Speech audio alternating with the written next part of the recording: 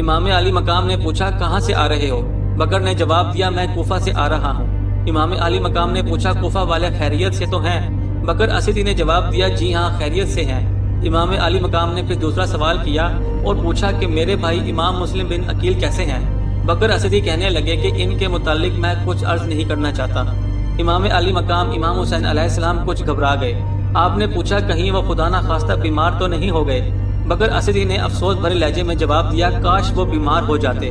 یہ سن کر امام علی مقام اور بھی گھبرا گئے اور آپ نے پوچھا ضرور کوئی سخت حادثہ ہو گیا ہے، مجھے بتاؤ کیا ہوا؟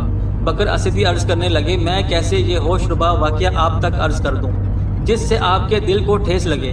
امام علی مقام نے فرمایا تم کچھ خیال نہ کرو اور مجھے بتاؤ۔ بکر اسدی کہنے لگے میں سمجھتا ہوں کہ آپ کو اس واقعے کی اطلاع ہو گئی ہوگی۔ امام علی مقام نے فرمایا مجھے کچھ معلوم نہیں ہوا۔ بکر اسدی کہنے لگے افسوس مجھے ہی یہ غم نہ